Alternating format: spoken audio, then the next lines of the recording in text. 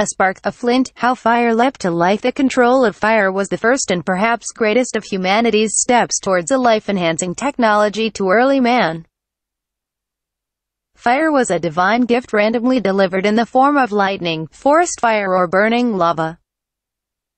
Unable to make flame for themselves, the earliest peoples probably stored fire by keeping slow-burning logs alight or by carrying charcoal in pots.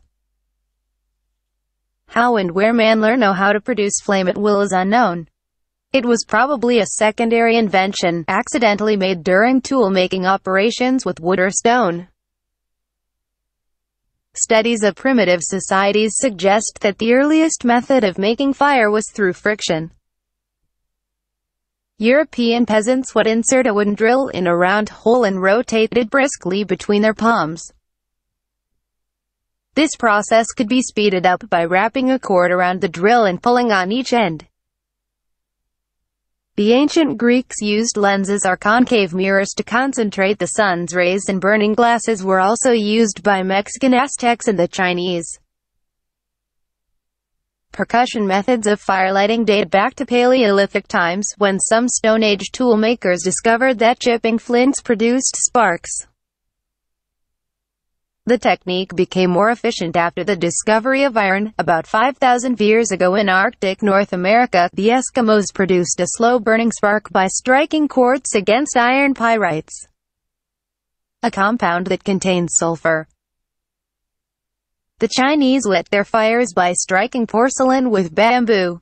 In Europe, the combination of steel, flint and tinder remained the main method of fire lighting until the mid-19th century. Fire lighting was revolutionized by the discovery of phosphorus, isolated in 1669 by a German alchemist trying to transmute silver into gold. Impressed by the element's combustibility, several 17th-century chemists used it to manufacture fire-lighting devices, but the results were dangerously inflammable, with phosphorus costing the reading equivalent of several £100 per ounce. The HRST matches were expensive. The quest for a practical match really began after 1781, when a group of French chemists came up with a phosphoric candle or ethereal match. A sealed glass tube containing a twist of paper tipped with phosphorus. When the tube was broken, air rushed in, causing the phosphorus to self-combust. An even more hazardous device popular in America was the instantaneous light box, a bottle filled with sulfuric acid into which splints treated with chemicals were dipped. The first matches resembling those used today were made in 1827 by John Walker, an English pharmacist who borrowed the formula from a military rocket maker called Congreve. Costing a shilling a box, Congreves were splints coated with sulfur and tipped with potassium chlorate. To light them, the user drew them quickly through folded glass paper. Walker never patented his invention, and 3 years later it was copied by a Samuel Jones, who marketed his product as lucifers. About the same time, a French chemistry student called Charles Soria produced the first strike-anywhere match by substituting white phosphorus for the potassium chlorate in the Walker formula. However, since white phosphorus is a deadly poison, from 1845 matchmakers exposed to its fumes succumbed to necrosis, a disease that eats away jawbones. It wasn't until 1906 that the substance was eventually banned. That was 62 years after a Swedish chemist called Pask had discovered non-toxic red or amorphous phosphorus, a development exploited commercially by Pask's compatriot J. E. Lundström in 1885.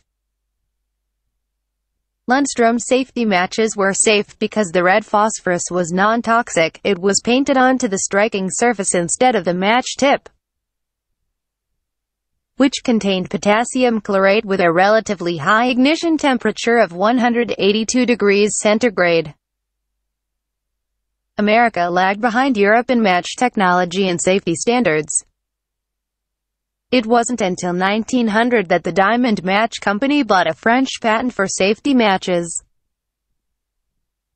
But the formula did not work properly in the different climatic conditions prevailing in America, and it was another 11 years before scientists finally adapted the French patent for the U.S.